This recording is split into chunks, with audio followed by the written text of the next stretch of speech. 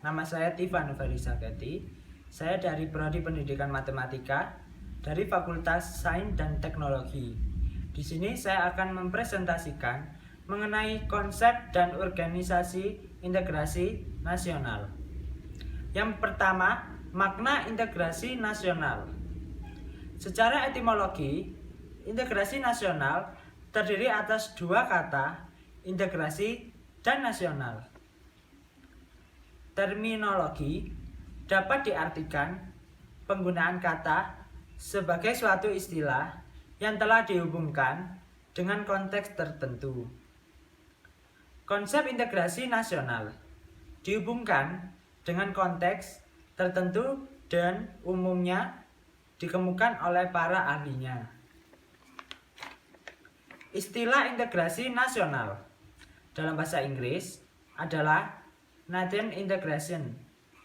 Integration berarti kesempurnaan atau keseluruhan. Kata ini yang berasal dari bahasa Latin integer, yang berarti utuh atau menyeluruh. Berdasarkan arti etimologisnya, integrasi dapat diartikan sebagai pembaruan hingga menjadi kesatuan yang utuh atau bulat.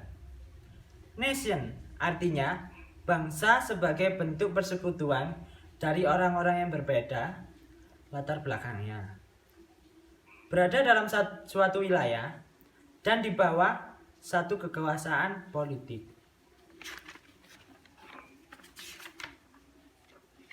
Dalam hal ini, kita dapat membedakan konsep integrasi dalam beberapa jenis yang ada pada intinya.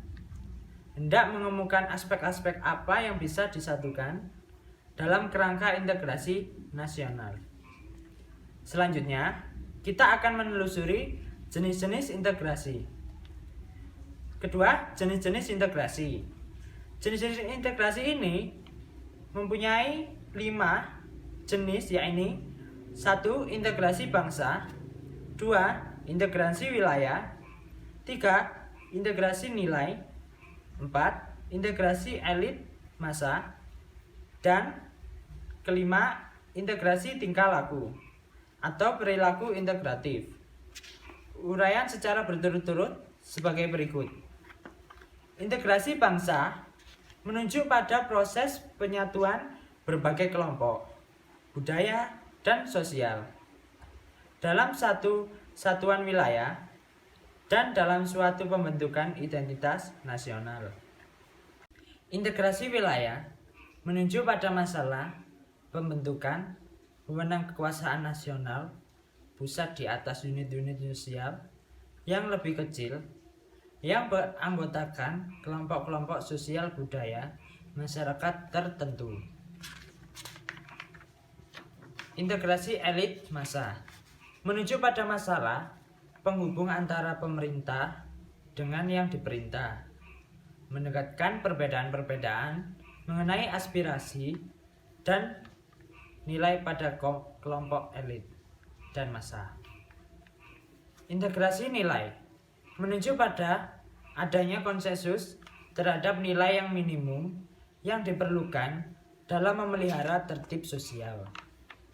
Dan yang terakhir, integrasi tingkah laku atau perilaku integratif menunjuk pada penciptaan tingkah laku yang terintegrasi dan yang diterima demi mencapai tujuan bersama.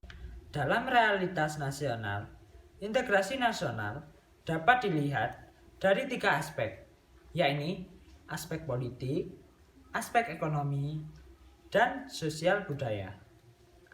Dari aspek politik, lazim disebut integrasi politik. Aspek ekonomi atau integrasi ekonomi, yaitu saling ketergantungan ekonomi antar daerah yang bekerja sama secara sinergi. Dan aspek sosial budaya atau integrasi sosial budaya, yaitu hubungan antar suku, lapisan, dan golongan. Berdasarkan pendapat ini, integrasi nasional meliputi pertama, integrasi politik. Kedua, integrasi ekonomi. Dan yang ketiga, integrasi sosial budaya. Yang pertama, integrasi politik. Dalam tataran integrasi politik, terdapat dimensi vertikal dan horizontal. Dimensi yang bersifat vertikal menyangkut hubungan elit dan massa, baik antara elit politik dengan massa pengikut, atau antara penguasa dan rakyat guna menjembatani celah perbedaan dalam rangka pengembangan proses politik yang partisipatif. Dimensi horizontal menyangkut hubungan yang berkaitan dengan masalah teritorial, antar daerah, antar suku, umat beragama, dan golongan masyarakat Indonesia. Kedua, integrasi ekonomi.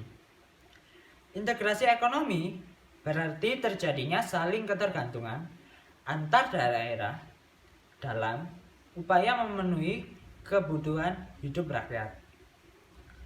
Adanya saling ketergantungan menjadikan wilayah dan orang-orang dari berbagai latar akan mengadakan kerjasama yang saling menguntungkan dan sinergis.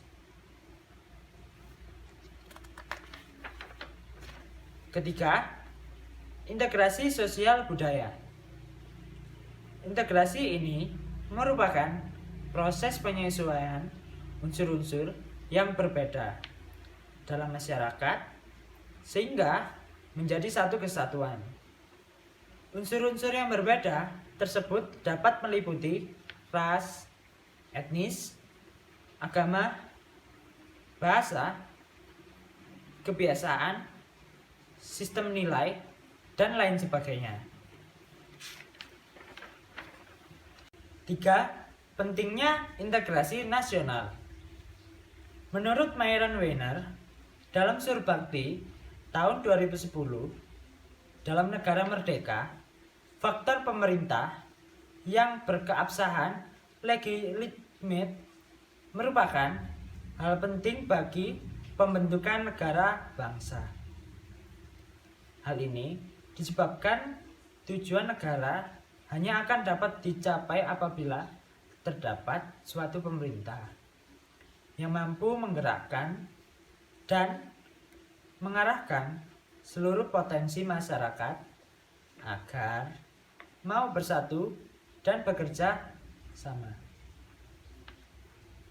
Negara bangsa seperti halnya Indonesia setelah tahun 1945, membangun integrasi juga menjadi tugas penting.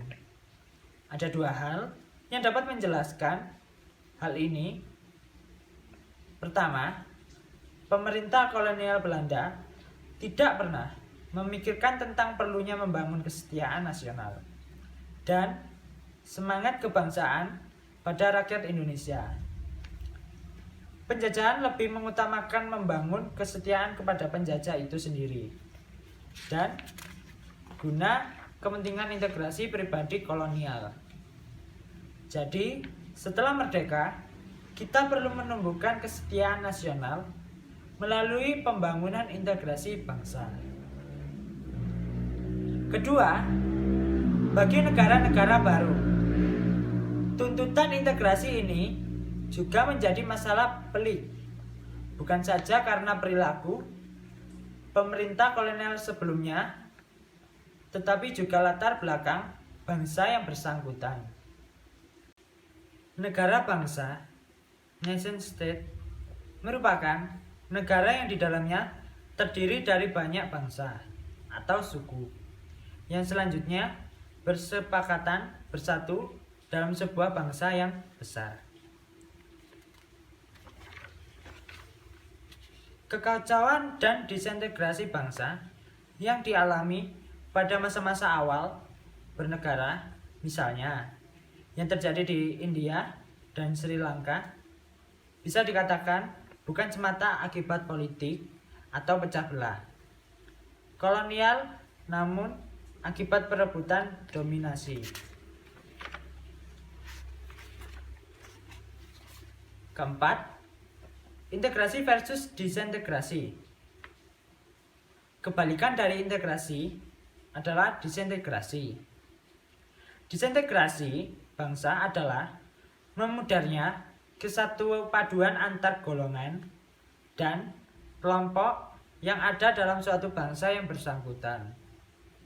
Gejala disintegrasi merupakan hal yang dapat terjadi di masyarakat.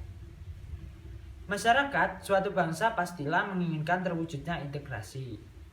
Namun, dalam kenyataannya, yang terjadi justru gejala disintegrasi. Disintegrasi memiliki banyak ragam, misalkan pertentangan, perkelahian, tawuran, kerusuhan, revolusi, dan bahkan perang. Sekian dari presentasi saya. Bila ada salah kata, mohon dimaklumi. Sekian dan terima kasih.